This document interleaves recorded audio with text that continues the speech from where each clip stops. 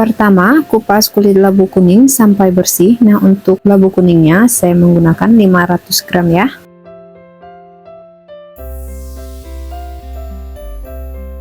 Jika sudah, untuk labu kuningnya ini bisa kita potong kecil-kecil. Nah, untuk lebih mudah nanti dihaluskan, ini bisa potong kecil-kecil seperti ini ya. Dan ini kita masukkan di dalam wadah yang tahan panas, karena ini akan kita kukus ya. Lakukan semuanya sampai semuanya habis.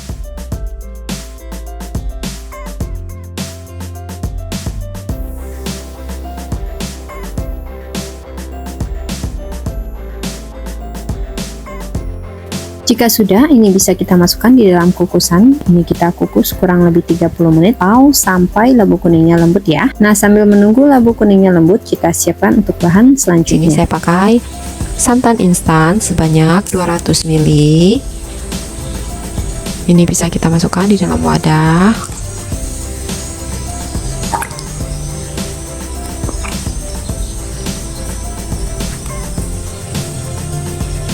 Nah, selanjutnya saya tambahkan dengan 250 ml air. Ini sebagian saya masukkan di dalam botol santan instan, sebagiannya saya curahkan ke dalam santan yang sudah kita masukkan di dalam wadah. Ini bisa kita kocok agar memastikan semua santannya bisa kita gunakan ya teman-teman.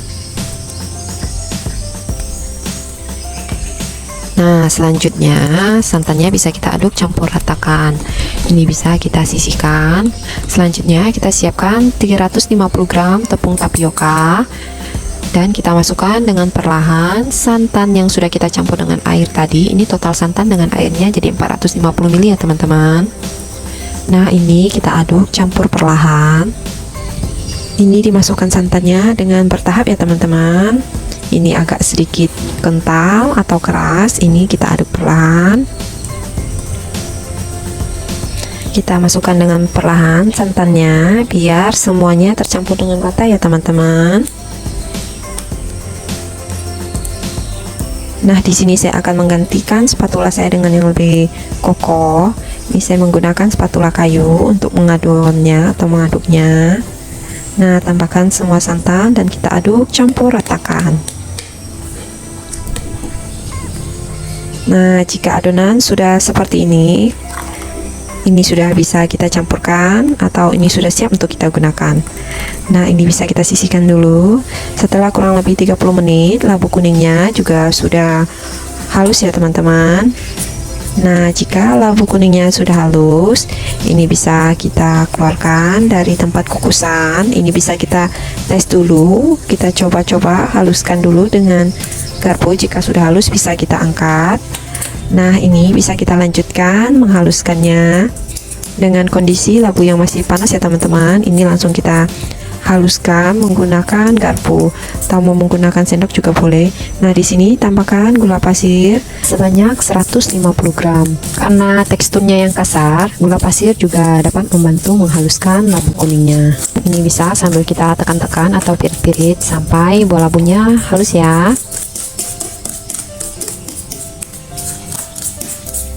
Nah, jika tekstur labu kuningnya sudah seperti ini sudah bisa kita campurkan dengan adonan santan.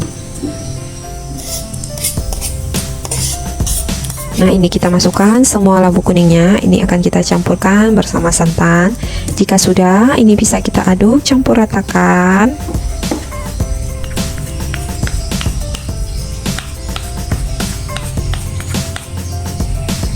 Nah, ini kita aduk perlahan ya teman-teman. Ini kita pastikan labu dan santannya sudah tercampur rata. Nah, jika sudah tercampur rata, ini bisa kita pindahkan ke wadah satunya lagi dengan dikasih saringan. Ini akan kita saring agar memastikan semuanya tercampur rata. Ini labu kuningnya bisa kita pirit-pirit seperti ini ya teman-teman, agar memastikannya halus dan semua labunya juga masuk. Ini yang terakhir,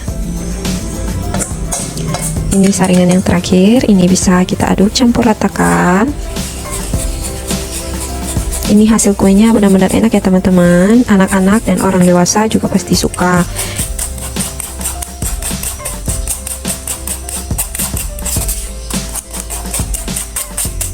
Nah, ini sudah selesai. Ini bisa kita aduk campur ratakan ya teman-teman, sampai adonannya benar-benar tercampur rata seperti ini. Nah, jika sudah tercampur rata seperti ini, adonan siap untuk kita kukus. Selanjutnya, kita tambahkan sedikit minyak di dalam wadah yang akan kita kukus. Untuk mengukus labu kuningnya, ini kita olesi dengan goreng. Nah, ini kita olesi dengan rata ya teman-teman, semua bagian.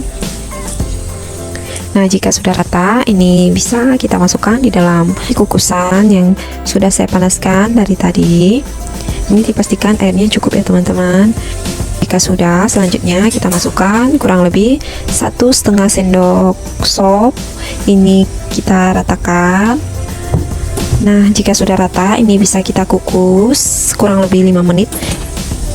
Nah, setelah adonan dikukus kurang lebih 5 menit, ini sudah matang ya teman-teman. Ini bisa kita timpa dengan lapisan kedua. Setiap lapisan saya beri 1,5 sendok sop dan saya kukus kurang lebih 5 menit. Hanya saja di lapisan terakhir akan lebih lama kita mengukusnya.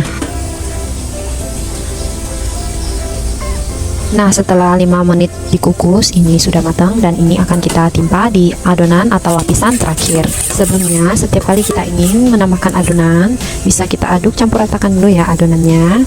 Takutnya banyak adonan yang mengendap di bawah.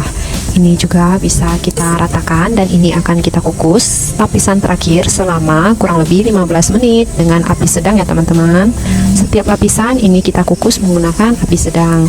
Nah, untuk lapisan terakhir kita kukus selama 15 menit.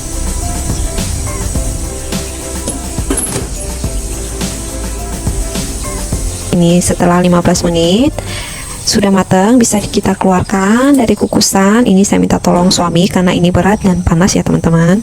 Nah, setelah kuenya dingin, ini bisa kita keluarkan dari loyang. Nah, ini sudah selesai saya keluarkan. Ini akan saya potong. Oh ya teman-teman, untuk pisaunya bisa dikasih plastik atau bisa dialasi dengan plastik wrap seperti saya. Kalau tidak punya juga bisa dikasih plastik aja ya teman-teman.